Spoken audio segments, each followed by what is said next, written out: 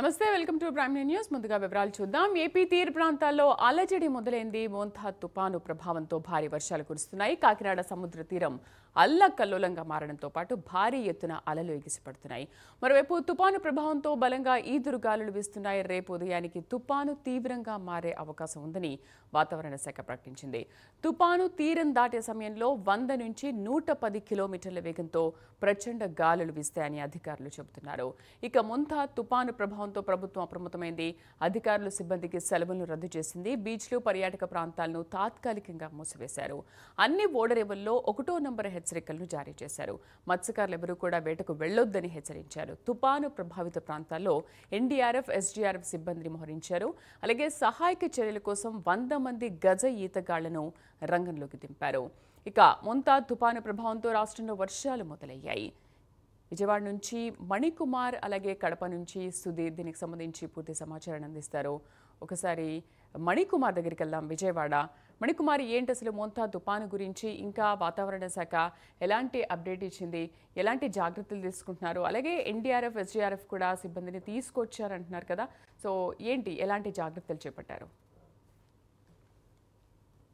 బంగాళాఖాతంలో ఆగ్నేయ బంగాళాఖాతంలో ఏర్పడినట్టు మోందా తుఫాను బీభత్సం సృష్టించడానికి సిద్ధమైందనే చెప్పాలి. మరికొద్ది గంటల్లోనే ఇటు కాకినాడ తీరానికి తుఫాను వచ్చే అవకాశం ఉందని ఇప్పటికే వాతావరణ శాఖ హెచ్చరికలు జారీ చేసింది. అటు చెన్నై తూర్పు ఆగ్నేయంలో, అదేవిధంగా విశాఖపట్నానికి దక్షిణ ఆగ్నేయం కేంద్రంగా, అటు తుని కాకినాడ కేంద్రంగా తుఫాను కదులుతూ వస్తుంది. ఈ నేపథ్యంలో ఆ తీరం వెంబడి 90 నుంచి 110 కిలోమీటర్ల వేగంతో ఈదురుగాలులు వేస్తాయని ఇప్పటికే వాతావరణ శాఖ హెచ్చరికలు జారీ చేసింది. ఈ నేపథ్యంలో అటు వేగంగా తుఫాను తీరం వైపు కదులుతున్న నేపథ్యంలో గత 5-6 గంటల పరిస్థితి చూస్తే గంటకు 15 నుంచి 19 కిలోమీటర్ల వేగంతో తుఫాను ముందుకు కదులుతున్నట్టు కూడా ఇప్పటికే వాతావరణ శాఖ హెచ్చరికలు జారీ చేసింది. ఈ నేపథ్యంలో తుఫాను తీరాన్ని తాకే సమయంలో పెద్ద ఎత్తున ఈదురుగాలులు, భారీ వర్షాలు కురిసే అవకాశం ఉందని చెప్పింది. దీంతో ఈ రోజు మధ్యాహ్నం నుంచి, అదేవిధంగా రేపు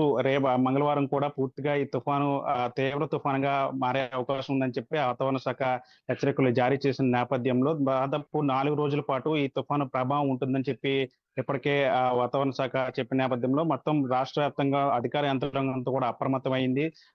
ఈదురుగాలులు వీసే సమయంలో పెద్ద ఎత్తున వర్షాలు కూడా వరుసగా కురుస్తాయని చెప్పిన నేపథ్యంలో మొత్తం రాష్ట్ర వ్యాప్తంగా యంత్రాంగం అంతా కూడా అప్రమత్తం. ఇప్పటికే ముఖ్యమంత్రి చంద్రబాబు తన పర్యటనలన్నీ కూడా రద్దు చేసుకుని ప్రత్యక్షంగా దగ్గరుండి పర్యవేక్షిస్తున్న పరిస్థితి కనిపిస్తుంది. మొత్తం అన్ని డిపార్ట్మెంట్లు కూడా అప్రమత్తం చేశారు. ఇప్పటికే అటు లోతట్టు ప్రాంతాలకు సంబంధించి ఎక్కడైతే తీర ప్రాంతాలు ఉన్నాయో అటు శ్రీకాకుళం నుంచి నెల్లూరు, చిత్తూరు వరకు కూడా ఈ తుఫాను ప్రభావం ఎక్కువగా ఉంటుంది. కాబట్టి ఇప్పటికే అటు నెల్లూరు కావచ్చు, చిత్తూరు, తిరుపతి కావచ్చు, ఇటు శ్రీకాకుళం, కాకినాడలో ఇప్పటికే వర్షాలు ప్రారంభమై మరికొద్ది గంటల్లోనే ఇది తీవ్రంగా బలపడే అవకాశం ఉన్నట్లు కూడా తెలుస్తుంది. వర్షాలు ఇంకా పెరిగే అవకాశం కూడా ఉన్నట్లు తెలుస్తుంది. భారీ నుంచి అతి భారీ వర్షాలు కురుస్తాయి కాబట్టి మొత్తం యంత్రాంగం అంతా కూడా అప్రమత్తంగా ఉండాలని చెప్పారు. ఇప్పటికే అన్ని జిల్లాల వ్యాప్తంగా కూడా కంట్రోల్ రూమ్లు ఏర్పాట్లు చేశారు. ఆర్డీవీ కార్యాలయాల్లో ప్రత్యేకంగా టోల్ ఫ్రీ నెంబర్లు ఏర్పాటు చేశారు. ఎవరైనా తుఫాను ప్రభావానికి గురైతే గనక ఖచ్చితంగా టోల్ ఫ్రీ నెంబర్లు ఫోన్ చేసి సహాయం తీసుకోవాల్సిందిగా చెప్పారు. ఎక్కడైతే లోతట్టు ప్రాంతాలు ఉంటాయో ప్రధానంగా లోతట్టు ప్రాంతాలకు సంబంధించి ప్రజలందరూ కూడా అప్రమత్తం చేశారు. అక్కడ ఎవరు కూడా సముద్ర తీరాల్లో కావచ్చు, లేదంటే లోతట్టు ప్రాంతాల్లో ఉన్నటువంటి ప్రజలెవరు కూడా ఇబ్బంది ఉంటే కనుక ఖచ్చితంగా టోల్ ఫ్రీ నెంబర్లకు కాల్ చేసి సురక్షిత ప్రాంతాలకు తరలి రావాలని చెప్పి ఇప్పటికే అధికారులు హెచ్చరికలు జారీ చేస్తున్నారు. ముఖ్యంగా ఈ భారీ వర్షాల నేపథ్యంలో అటు పెద్ద ఎత్తున వర్షాలు కురుస్తాయి కాబట్టి వాగులు, వంకలు, అదేవిధంగా ప్రాజెక్టులు కూడా పూర్తిగా పొంగిపొర్లే అవకాశం ఉంటుంది. ప్రాజెక్టులు అన్ని కూడా ఇప్పటికే నిండుకున్న తలపిస్తున్న పరిస్థితి కనిపిస్తుంది. ముఖ్యంగా ఇక్కడ విజయవాడలో పరిస్థితి చూస్తే గత ఏడాది ఈ రోజుల్లోనే పెద్ద ఎత్తున కృష్ణానది ప్రకాశం బ్యారేజ్కి దాదాపు 11 లక్షల క్యూసెక్ల వరద నీరు వచ్చి చేరింది. ఆ సమయంలో అటు బుడమేరు కూడా పొంగి పొరలటం, దాదాపు 10 రోజుల పాటు విజయవాడ అంతా కూడా పూర్తిగా నీటిలో మునిగిపోయిన పరిస్థితి. అలాంటి అనుభవాల నేపథ్యంలో ఇప్పుడు ఎన్టీఆర్ జిల్లా యంత్రాంగం అంతా కూడా పూర్తిగా అప్రమత్తం.